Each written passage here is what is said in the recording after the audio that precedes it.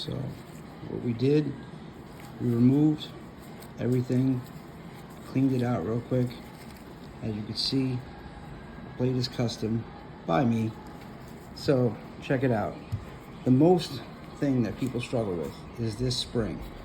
Now, what I'm going to show you is exactly how to put it in, because so many people search this and they never understand how to put it in.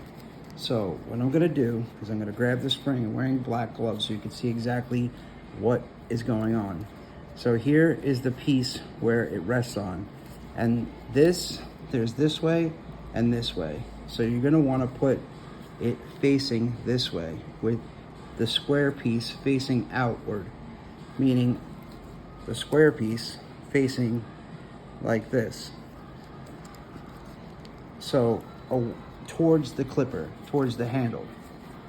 So what you want to do is you want to take this, right? And this is the tricky part. So what I'm going to try to do is I'm going to take this spring and I'm going to carefully place it in and press it in.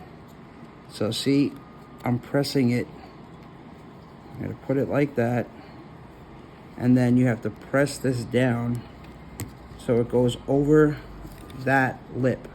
So it is a little tricky and it is tightly loaded.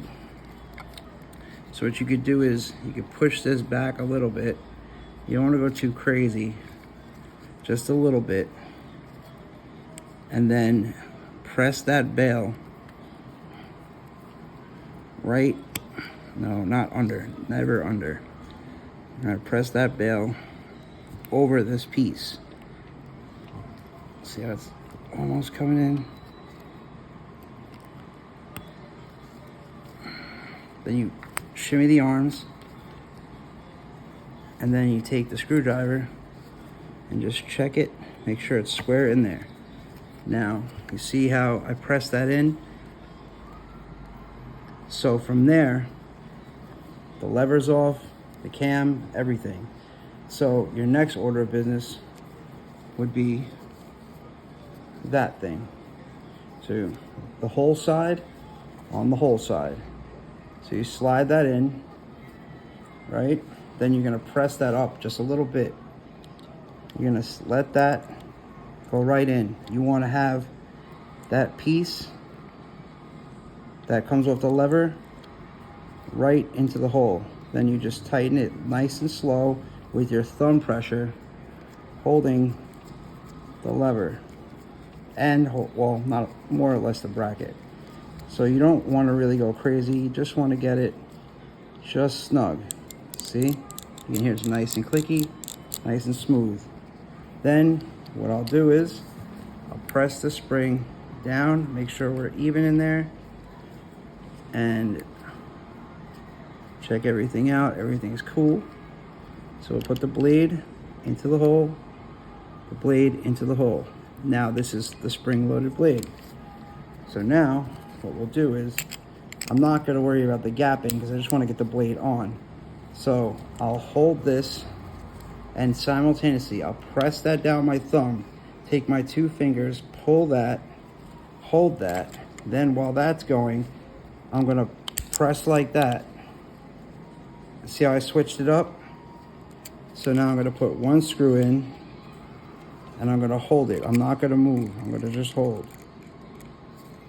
And then I'm going to carefully get that one screw to line up. It's a little tricky because you got to hold that reverse pressure. Reposition. Sometimes you might have to redo this a couple times, but there's one screw and there's the other. Now you notice I'm not worrying about gapping because I want to get the tension down. So now what we could do is, the bracket isn't fully torqued, so I'm going to close the clipper. We got the blade closed. Now I don't like a crazy zero gap, so what I'll do is I'll find kind of like a medium gap. I want to make sure that my screws aren't torqued too much. One on this machine likes to favor the other side. So now we don't have it torqued, but we have the tension even. That's a crazy zero gap right there. That's by eye. I call that a death gap, because that will pinch.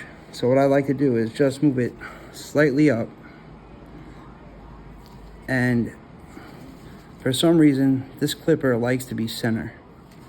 So we'll make sure the cutter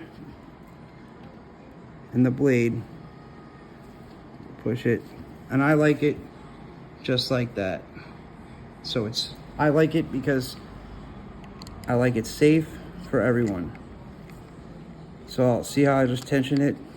I'll just tighten a little, switch it, tighten a little, and it will shift. So now you're gonna hold the blade.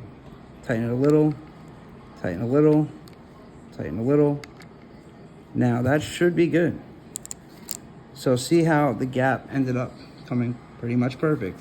Now, we recommend you don't turn this on because I just cleaned out everything. So what we're gonna do is we're gonna put a couple drops of oil real quick.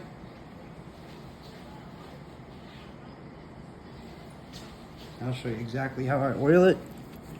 So before I turn it on, 1 drop here, 1 drop here, 1 drop here. Now this is totally dry. And then I'll put 1 drop there and 1 drop there. Now I'll turn the machine on and I'll rotate it around.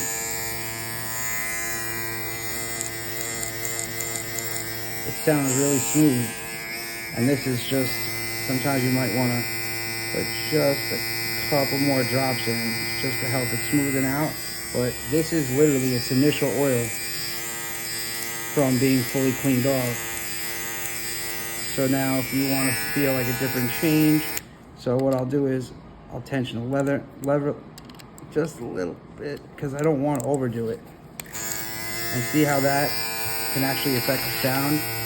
These clippers do get a little loud, but not fully loud for their power. You can really feel the power. And then as it moves, you want to work the lever fast, slow, because the lever is smoothening out. And then you just want to keep it in the down position because you don't want the oil getting into the motor. So you just hold it down and go dentin by dentin.